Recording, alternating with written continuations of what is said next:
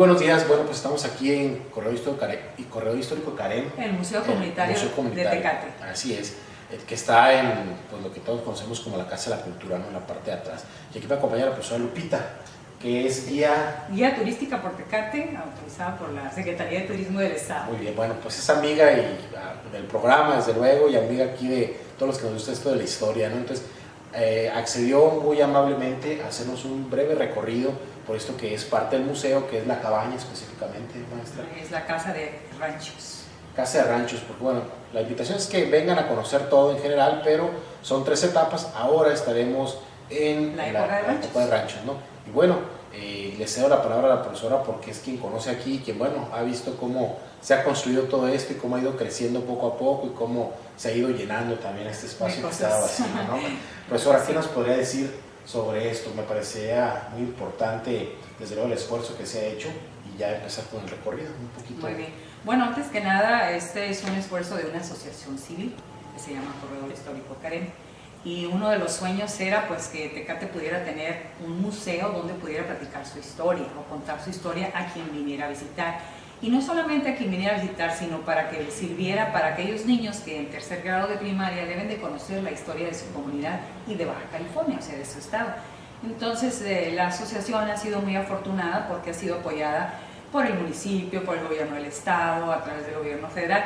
Y en este caso particular, el museo es gracias a esa gestión que la Secretaría de Turismo hace, primero a nivel local, a nivel estatal, se va hasta México y autorizan 5 millones para la construcción de los edificios única y exclusivamente de este museo. Y ahí es donde empieza la historia de este museo. Y claro, como es un museo comunitario, ¿aquí qué debe haber?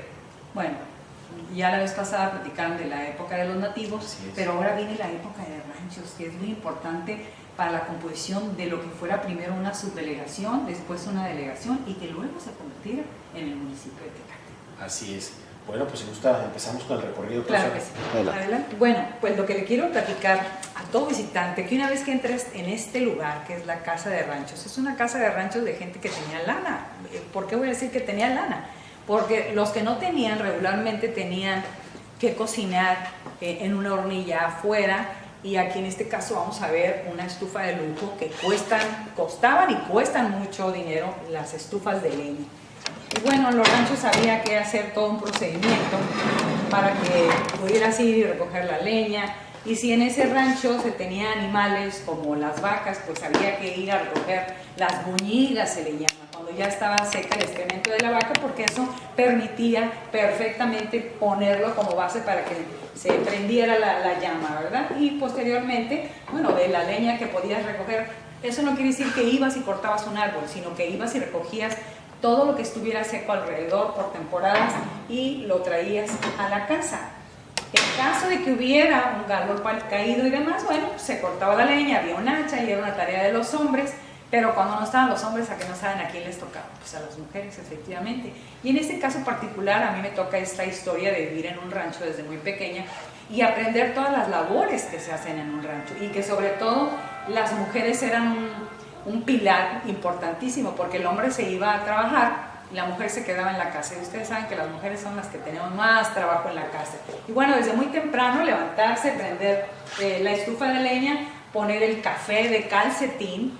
Y en aquellos tiempos me acuerdo que a mi bisabuela le pregunté que por qué le decían de calcetín y me dice, bueno, hija, es que agarro yo un calcetín de tu tío y lo pongo en esta arilla y la meto y ahí pongo el calcetín. Obviamente que no era cierto que era un calcetín, ella lo hacía. En aquellos tiempos se vendía la harina del rosal. Entonces, el recipiente era de tela, entonces era manta resistente. Entonces ella lo lavaba perfectamente de tal manera que borraba hasta el rosal y hacía el recorte para hacer un cono y que era el filtro para el café. Y bueno, como ella vivía a la vera del camino, en el rancho Álamo Bonito, donde la vera del camino porque era el camino vecinal de Tijuana a Tecate y al mismo tiempo a Valle de las Palmas, ella siempre tenía esta cacerola, porque esta era de mi bisabuela, con frijoles, se iba resecando y recuerdo que le echaba agua o leche y queso encima. Y en esta parte de aquí siempre tenían las tortillas, entonces yo le decía que por qué a la gente siempre les ofrecía un taco, que por qué tenía la gente que venir ahí. Entonces ella decía que nunca sabía uno cuándo le iba a tocar pedir en otro lugar posada. Entonces ella ofrecía café, un taco, agua, lo que fuera. Regularmente los carros que se paraban por ahí era porque el carro se les había calentado o efectivamente querían ir al baño, cosas por el estilo. Pero es la estufa de lujo en aquellos tiempos. Y de lujo porque además el piso aquí es de madera y en aquellas ocasiones el piso era de tierra. El piso era resanado de tal manera que cuando abrían esta parte de aquí salían lo que era el hollín o las cenizas, y lo que era, vaya la redundancia, cenizo, era lo finito, se retomaba, se mezclaba con un poco de tierra y con eso se resanaba el piso, o sea, había una piedra que se había levantado.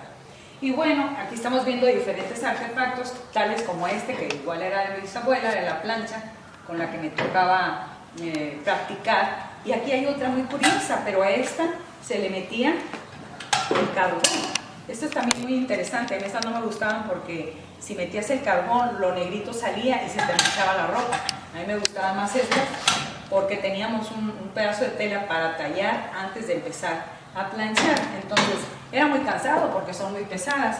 Pero aquí también tenemos otro artefacto que es el molino, que antes del molino, bueno, era menos fácil poder moler el maíz y demás, y tenía que hacerse en un metate, ¿no? Entonces piedra, es pesado, es una labor muy cansada. La practicidad de esto con la modernidad es que, bueno, molías el maíz y todo lo que te diera la gana. En ese sentido, mi bisabuela, yo vi cómo hacía el chorizo.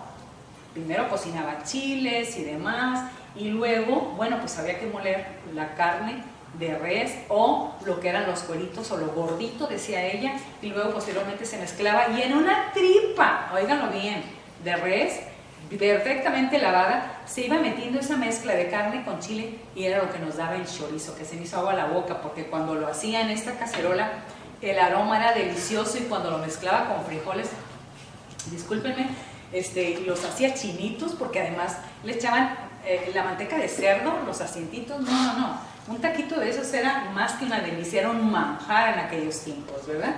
Y entonces también tenemos otras cosas como que cuando viene la modernidad, estoy hablando, pues ya había manera de hacer más rápido las tortillas. Entonces yo decía, no, pues esto a mí no me gusta. ¿Por qué? Porque con dificultades aprendí a hacer a mano las tortillas de harina, ¿verdad? Que yo le dije, Nina, yo quiero aprender, y me hizo un palote con una trasero de una escoba y ella tenía algo más grueso. Y claro, cuando aprendía, las tortillas parecían guarache y yo quería agarrar un plato y redondearlos, pero ella dijo, con la práctica vas a aprender y te van a salir redonditas.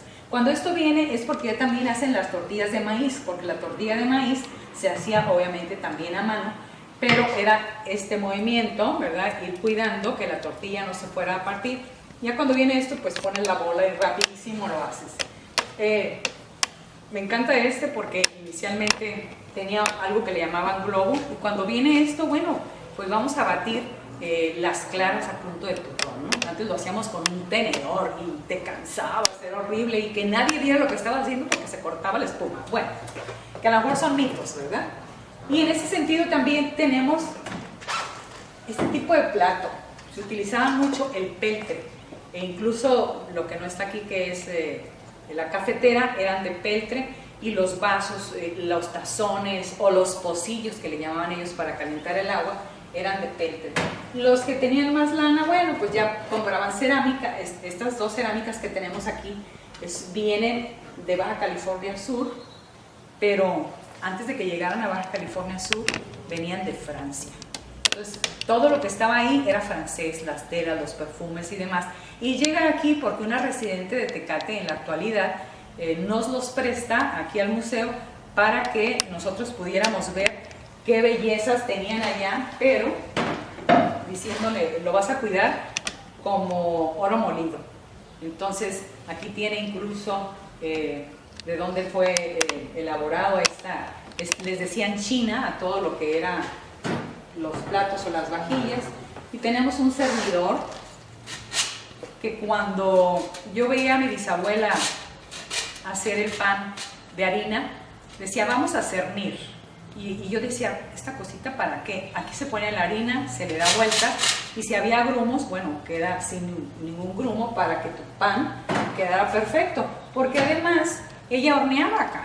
Entonces, era una maravilla ver cómo la masa se iba preparando y luego la ponían en un molde, que recuerdo el primer molde que le di a mi bisabuela, era una cacerola que no tenía cola, que ella la adecuó para que fuera un molde. Y entonces este es el horno, y en el horno tú puedes poner esta pieza en la parte más baja o en esta para los pasteles, porque el calor tiene que llegar uniforme, a menos de que fueras a hacer el pavo de más, lo tienes que poner en la parte de abajo para la cantidad de calor, para la cocción de los alimentos. En ese sentido era mucho trabajo en los ranchos, demasiado, pero que la mujer regularmente tenía que aprender. Y bueno, había un momento en el que si hacías las tortillas, había que ponerlas y cubrirlas en un tortillero, y las mujeres hacían estos en los ranchos. O sea, no había descanso. Cuando descansaban hacían adobes como bordando o tejiendo o lavando o surciendo, o más bien reciclando.